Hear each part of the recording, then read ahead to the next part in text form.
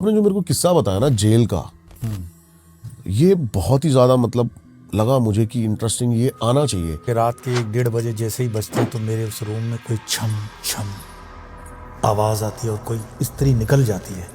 फिर 2 घंटे बाद वापस से छम छम करके स्त्री अंदर आ जाती है। पर 1 से 2 बजे तक इस वाड़े के संतरी भी दरवाजे के बाहर नहीं बैठते हैं। तो मैंने कहा क्यों?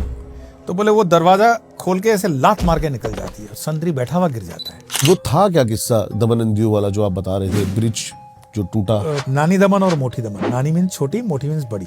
उसको जोड़ने वाली एक ब्रिज थी।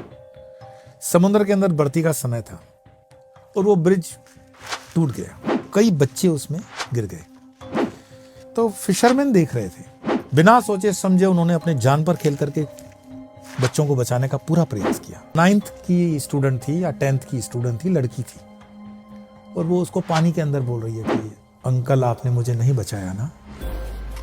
बहुत ही लोकप्रिय हमारे चल रहे हैं प्रेमानंद महाराज जी। उन्होंने अपने मुंह से ये बात बोली है कि जो माँ बकरे की बलि मांग रही है वो माँ ही नहीं है, वो हमें लग रहा है। भारत के तंत्र को वैष्णवों ने जितना नुकसान किया है, रामकृष्ण परमहंस तो मछली खाते थे, उस जैसे सिद्ध है क्या आज के वर्तमान के संत? कोई रामकृष्ण है क्या?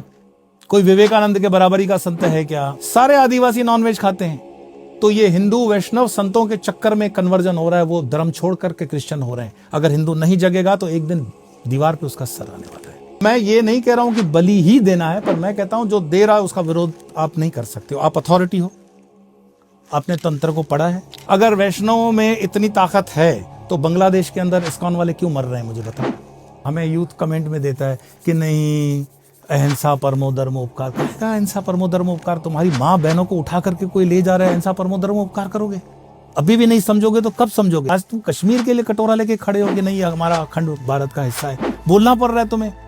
कश्यप की ये भूमि, नीचे से देखो श्रीलंका तुम्हें डरा रहा है, नेपाल वाले तुम्हारे हाथ में नहीं है, बांग्लादेशी जिन तुम्हारे टुकड़ों पे जिन्होंने देश बनाया वो तुम्हें डरा रहा है। ये हिंदू की कायरता है। हिंदू को समझना पड़ेगा, हिंदू को जगना पड़ेगा, और तंत्र ही उसका मार्ग है। और तंत्र में जब मैं कहूं तो सात्विक तंत्र। मध्य प्रदेश में भिक्षा कर रहा था, जो ये कमेंट करते हैं ना कि वेजिटेरियन होना चाहिए, उसने मेरे भिक्षा के कटोरे में लहसुन की चटनी, एक ताजा प्याज और रोटी डाली। बताओ मुझे क्या करना चाहिए? गुजरात का एक वैष्णव संप्रदाय का मंदिर है और उसमें दान देने वाले हैं फिशरमैन कम्युनिटी के लोग। मैंने उन स्वामी से पूछा आप मछली खाते हो? तो बोले नहीं, कैसी बात कर रहे हो?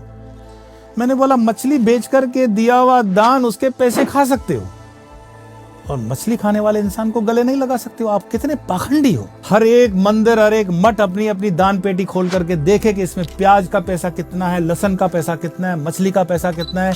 कामाख्या कितनी ताकतवर है? कामाख्या ही ताकतवर है। ट्रंप के जीतने के कितने % चांसेस थे? बिल्कुल भी नहीं। आपने आज तक इतिहास में कभी सुना है कोई अमेरिकन प्रेसिडेंट चुनाव से पहले हिंदू धर्म की प्रशंसा करता हो? नहीं। ट्रंप ने की। क्यों की?